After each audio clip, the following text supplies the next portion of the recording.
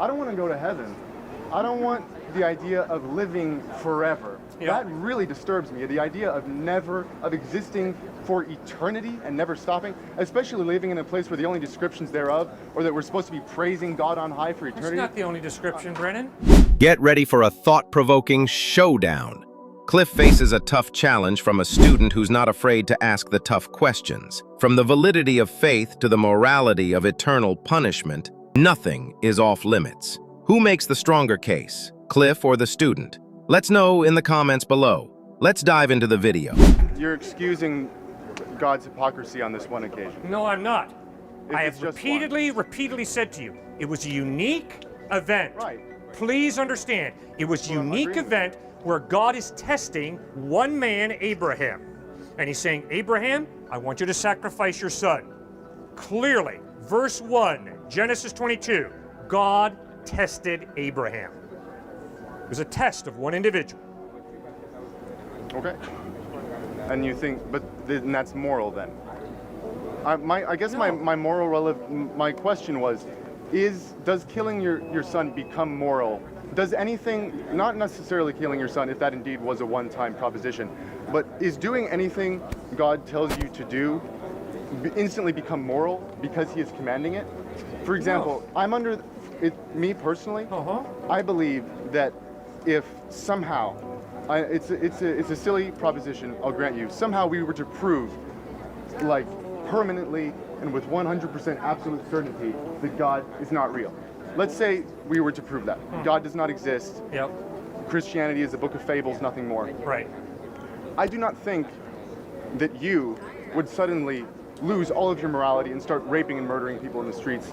Nor do I think, maybe you would undergo a severe crisis of faith, but I don't think that all of the morals that you currently abide by, the idea that you very passionately presented that date rape is wrong, I don't think you'd suddenly waver in that understanding if you realized God didn't exist.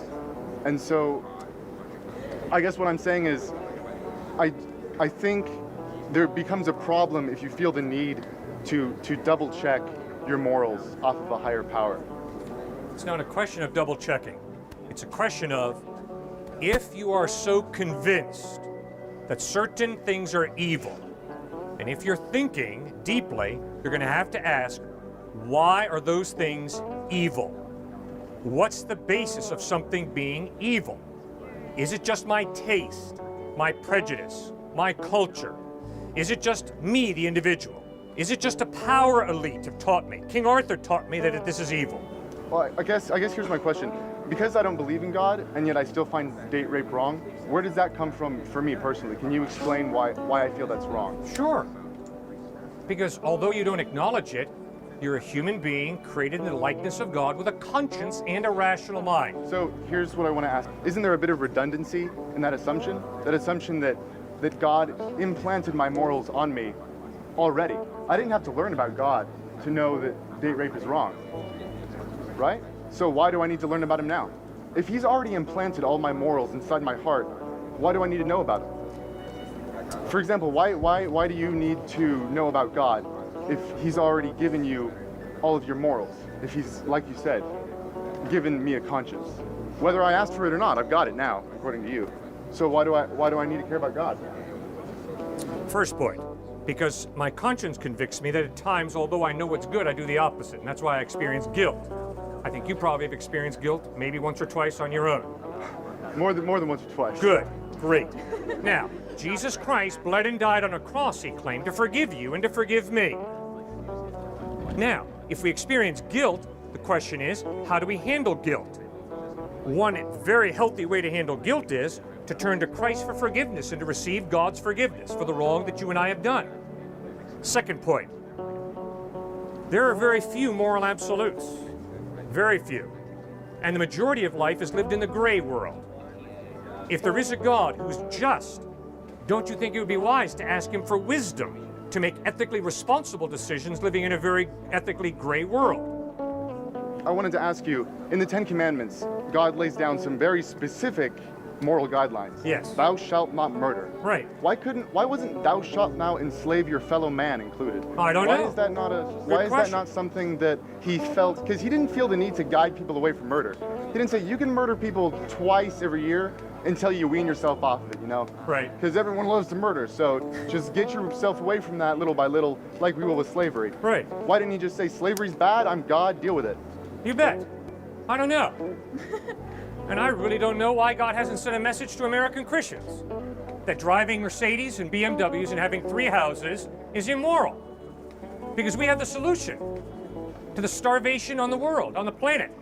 It's wealthy people share your wealth. I don't know why God hasn't done that. But I can promise you, sir, what you need to tell your professor or yourself or whoever's talking to you about Exodus, Leviticus, and Numbers and Deuteronomy is one thing, and I'm pleading with you, and I've repeated, I'm going to tell you one more time. If you think that the Mosaic legislation for the theocracy of Israel is not different from the moral law found in Exodus 20, you're making a huge textual mistake. So There's a humongous difference between those 613 laws found in Exodus, Leviticus, Numbers, and Deuteronomy that apply to the theocracy of Israel and the moral law of God found in Exodus 20. And if you can't learn to distinguish between Mosaic legislation and a moral absolute, we got to go back and do some more homework. okay, I just wish that had been made more clear, I suppose, because, So do I. you know, I wish I'd understand that better 25 years ago the when I first spoke here. The I Inquisition didn't. I had and to the think it Crusades through. didn't seem to stop them from Right. misinterpreting the Bible. That's right. Should have been laid out a little bit clearer, I think. Oh, really? I like what Mark Twain said, sir. Mark Twain said, it's not the parts of the Bible I don't understand that disturb me. It's parts of the Bible I do understand that disturb me. The Bible is all too simple and straightforward on the basics. Are there difficult textual problems? Yes. And if I think I can go around and justify my polygamy because Solomon had 700 wives and 300 concubines, I'm a con artist. You don't have to have a PhD in the Bible to understand polygamy ain't what God wanted us to do. So, okay, going based off of that, how do you feel about the people who use the Bible as an argument against, say, gay marriage? Well, I think it's real clear. The Bible clearly, consistently communicates that God created our sexuality to be enjoyed when it comes to sexual intercourse between one man and one woman till death parts us. And from Genesis to Revelation, homosexuality is communicated as a twisting of that beautiful gift that God gave us, and homosexual sex is a twisting of that gift. It's a wrong use of that gift. Isn't that included in the same set of laws that you were just talking about? Yes? So how do we determine which one is for everyone? Homosexuality You is answer that. 100% wrong. You're a smart kid, now you answer that one. When I read it through, maybe I need to, look harder, but it seems a little muddled. Which ones? I feel like All right. they should have a tag. Let me Like, answer this it one for is you. for everyone for eternity, and this one's Right. just for you guys right now. You bet. I'll answer it for you. Okay, thanks. If the statement that I just made in answer to the gay marriage issue was based on Leviticus chapters 21 and 22, you caught me. Good thinking. But I can promise you, my view of homosexuality has nothing to do with Leviticus, Deuteronomy, Numbers, or Exodus. It has to do with Genesis 1 and 2. It has to do with the entire New Testament, which never once supports the gay lifestyle. Instead, it communicates the opposite, that God loves you, and by His grace, He offers you forgiveness. I guess that's more what I was asking, because I always see Leviticus passages cited as an argument against gay marriage. Well, then please do me a favor. Look that person in the face and say, no, wait a second. You're telling me, if I understand correctly, that the reason homosexuality is viewed by you as a sin is because of Leviticus? And wait and listen to their answer. No. Homosexuality is not a sin because in Leviticus it says it's a sin. No, it's a contradiction of Genesis 1 and 2, the creation mandate, the purpose for which God gives us our sexuality, which is outlined in Genesis 1 and 2, and then throughout the rest of the scriptures, it is communicated as the wrong use of that precious gift of sex that God has given us. Great point, thanks, Katie. And your name is?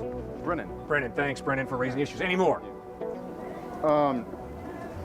Something did come to my mind when I was listening to you talk. This is totally jumping tracks. Go. Bear with me. Yep. I remember when you were talking to her about what's your name, by the way? Katie. Katie, great. When you were talking to Katie about Martin Luther King Jr. Right. and Gandhi, Right. how you were sort of extolling their virtues and everything. But I just wanted to sort of tackle another kind of personal problem I have, and I wanted to ask you, based on what your considerable knowledge of God's rules and commandments and accepting the Lord Jesus Christ, and that is, what is it, John 3:16? I am the way, the truth, and the life. John 14:6. John 14. Huh? 14:6. Yeah, Yep. 14:6. Right.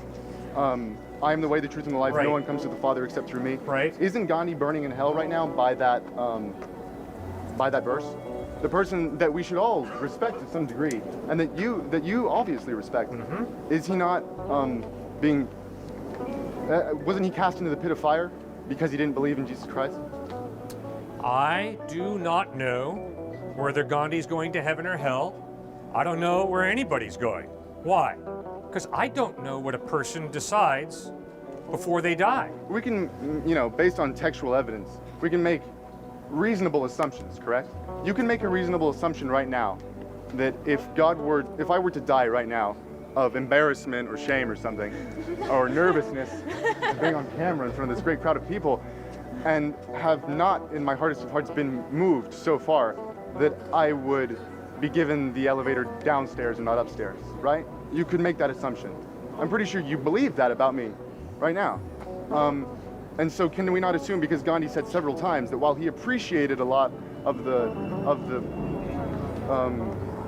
sorry, my mind's drawing a blank, philosophy in the Bible, that he was not a Christian, he was Hindu, and we can assume that because he was shot and killed, that he didn't have time to change his mind at the end. So we can assume he's burning in hell, right? No? No. Okay. But you can assume I'm burning in hell. No.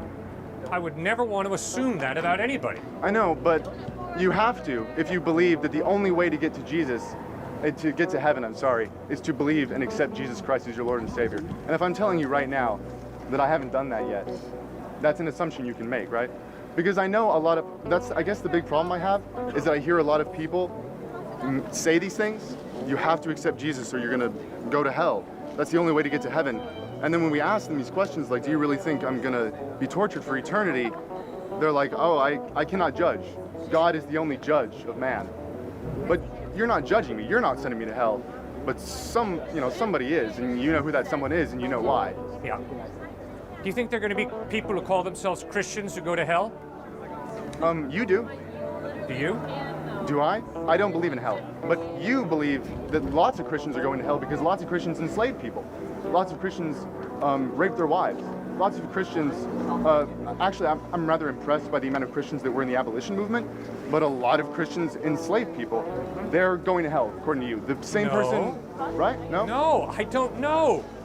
So because they accepted Jesus Christ and then enslaved tons of people, they're still in hell. I mean, heaven, right? I do not know. Why? Sir, every follower of Christ sins. I sin. I don't know who a genuine follower of Christ is. Sir, guess what? You don't know that I'm going to heaven. Who knows? Maybe someone's paying me a ton of money to stand out here and speak. It's possible. Crazy things happen. You, my friend, have seen more than enough Christian hypocrisy. So you know that we all are capable of being incredible hypocrites. So maybe I'm a colossal hypocrite. It is possible. Are you a false prophet? Maybe. God condemns false prophets. How do I know you're not a false prophet? Exactly. It's possible. How can I believe in anything you're saying to me right now? Because I know you're trying to change hearts and minds. I know Good. that you want every single one of us to join you in the great vaults in the sky. I know that. I know Right. you want us to join the theme You park. bet. Good. But And let me answer quick. That's a great question, Brennan. If I was to say to Brennan and Katie, in answer to your question, why should I believe in Jesus? And I were to say, because I do. You'd be an idiot to believe in Jesus. Instead, what I'm saying is, go back and get the Gospels of Matthew, Mark, Luke, and John. Read them for yourself, separate from me. Ask yourself, does the historical evidence of the way Jesus taught, treated people, died, forgiving his enemies, and rose from the dead. Does that evidence point to Christ being trustworthy, or does it not? Do not believe in Jesus, because I do. Please don't. It's a horrible reason to believe in Jesus. Horrible. I was in a church for a long time, and I don't buy it. So I'm Okay, going good. to hell. Why? I'm Now, going you to read hell. the Gospels. What's your problem with Jesus? I don't want to talk about my problems with Jesus, man. Well, why I- why did you not put your faith in him? Why did I not put Yeah. my faith in him? You read the Gospels. I mean, It's- come on, man. You know that if somebody lives the kind of life he lived, you got to respect the dude. If someone teaches the type of ethical teachings that he taught, I mean, Robert Cole's psychology professor at Harvard says, all the writings on ethics over the past 2,000 years are simply footnotes to the Sermon on the Mount. I mean, a guy was an ethical genius. Thirdly, if you watch him die, nailed to a crossbeam, and instead of cursing his enemies the way I would have, he prays, Father, forgive them, for they know not what they do. And then if you see that 3 days after he dies, he rises from the dead. Guys, it's a no-brainer. The guy's trustworthy. You can believe in him. So why couldn't you believe in Jesus? Well, after actually, one of my favorite personal Christian philosophers, C.S. Lewis, disagrees with you entirely. Okay. He How? said that if Jesus, a lot of people, like for example Thomas Jefferson, said, Yeah. I don't believe Jesus was God, Right. but I think he's a great moral teacher. Yep. He's ethically genius. Right. What C.S. Lewis said is no, that's not true. Because if he was not the true Son of God, then he was a liar and a charlatan, and he led people astray. Exactly. I don't believe that he's God, so while I agree with a lot of the stuff he said, I can't buy into him as a perfect manifestation of God's Right. existence on earth. And I mean, C.S. Lewis disputes the point you made that like Jesus was an amazing moral teacher, because unlike, for example, Socrates, we can't prove Socrates existed either. There's no real evidence for his existence, but we can still take a lot of what he said to heart, right? But the thing with Socrates is it's not an all or one deal, you know? With Jesus, it's like we got to go all in or we're going to burn. With Socrates, it's like, well, I don't believe that he was greater, that he was superhuman, so I can take the little bits that I want, that I think are great. But with Jesus, you can't pick Right. and choose. It's You're 100%. exactly right. And so when I find little bits and pieces like you're going to hell if you don't believe in me, it's difficult. It's difficult to, you know. All right, Brennan, as I listen to you, I hear hell come up time and time again. What problem do you have with hell? With Give it hell? to me. Why are you so offended by the idea of hell? I don't believe that there should be an eternal punishment for mortal crime. I don't believe that the 80 years I'm going to spend on life gaining not a fraction of the knowledge that anyone can never achieve on life is worth any literal, never-ending eternity burning in hell. I don't believe there should be an infinite punishment for a finite crime. Okay, I do not buy that. sir, go back to the text, read the text, find out where does the Bible give us a photograph of hell. Now, does Jesus and the Bible describe hell in horrible terms?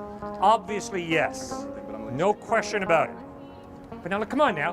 Why is there a hell? I wanted to she has a question. I just wanted to get really quick. It's even less, honestly, and this may reflect poorly on myself, it's even less hell that I'm interested in.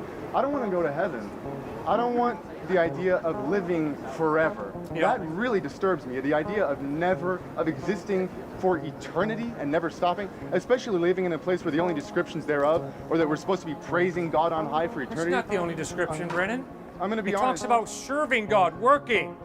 I love to work. Do you? You know, if I worked in this vale of tears for my whole life and then I get to heaven and it's just more work, I'm going to be a little disappointed. Oh, I'm sorry that All I'm this saying is university gives both- you such a headache. Both the reward and the punishment don't appeal to me, maybe is the Good. reason. I love to work. I love work. And guess what? When I work with street people, I'm going to get them a job. Why? Because if you don't work, Brennan, you're going to fall apart psychologically. And if you don't believe me, just go out and examine the homeless. If they don't have a job, if they don't work, they tend to fall apart. It seems that God created us to work. And in heaven, we will be working. At heaven, we will also be relating. Guess what? I really love my wife. I really love my boys. And as weird as this might seem, Brennan, I love you. That's why I'm standing here talking with you.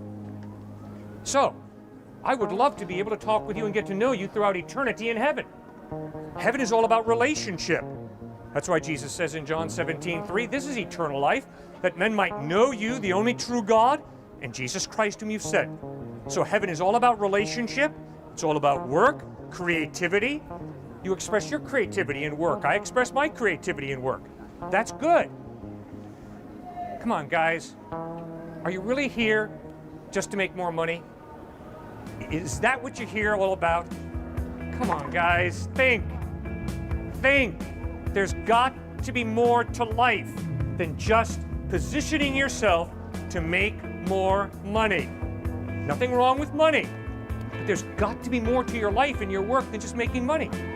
You got to enjoy serving people, producing a product to help people.